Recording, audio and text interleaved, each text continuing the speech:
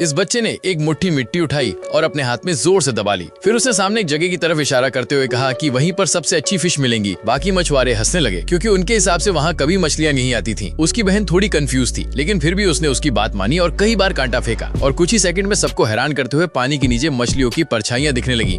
सब लोग हैरान रह गए। तभी सबको समझ में आया कि बच्चे के पास पानी की करंट महसूस करने की पावर है। असल में वो बच्चा अपने पिछले जन्म में मछलियों का देवता था, लेकिन एक एक्सीडेंट में पानी में गिरकर उसकी डेथ हो गई थी। अब वो एक बच्चे के शरीर में दोबारा जन्म ले चुका था और अपनी बहन के साथ अकेले रहता था। उसी बीच उसका लालची चाचा आया और बोला कि मछली पकड़ने की कंपटीशन होनी चाहिए। अगर बच्चे हार गए तो पूरी प्रॉपर्टी उसे देनी पड़ेगी। बहन अब और सहन नहीं करना चाहती थी, इसलिए दादाजी ने कंपटीशन रखने का फैसला किया। दोनों चाचा लेक की बेस्ट जगहों पर बैठ गए। सबको लगा कि इन बच्चों के पास कोई चांस नहीं है, लेकिन बच्चा शांत होकर आंखें बंद करता है, सराउंडिंग्स को फील करता है, कुछ शब्द बड़बड़ाता है और अपनी बहन को एक कोने की तरफ इशारा करके कहता है कि वहीं फिश मिलेंगी। सब बड़े लोग हंसते हैं क्योंकि सालों से वहाँ कोई मछली नहीं मिली थी। बहन भी उसे रिमाइंड कराती है कि पापा कहा करते थे कि वहाँ कभी कुछ नहीं आता, लेकिन बच्चा कॉन्फिडेंटली कहता है कि वो पहले की बात थी, आज सब बदल जाएगा।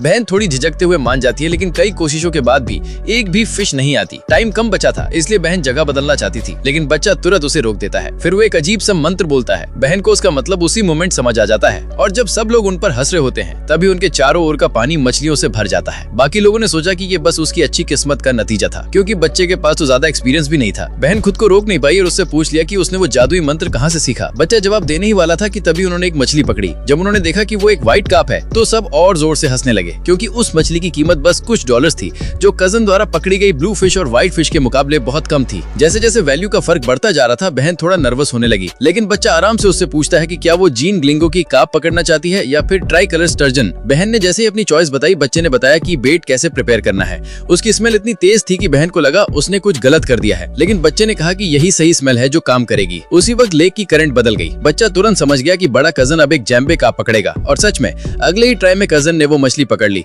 चाचा तो खुशी से पागल हो गया और जीत तय मानते हुए जोर से बोला कि अब भाइयों को अपनी इनहेरिटेंस देनी पड़ेगी। अब सिर्फ 3 मिनट बाकी थे और बहन घबरा गई। बच्चा बोला कि डरने की जरूरत नहीं है। फिर उसने पानी में हाथ डाला और तुरंत कुछ अलग महसूस किया। बाकी लोग तब मजाक उड़ाने लगे जब देखा कि भाई बहन अब जाकर फिशिंग शुरू कर रहे हैं। सब कह रहे थे कि अब बहुत देर हो चुकी है और वो कुछ नहीं कर पाएंगे। आखिरकार कजन ने लेक की सबसे महंगी मछली पकड़ ली थी, लेकिन बच्चा पूरे कॉन्फिडेंस से बोला कि वो ट्राई कलर स्टर्जन पकड़ेगा, जिसकी वैल्यू 100 गुना ज्यादा है, और अगर वो मछली मिल गई तो जीत उनकी होगी।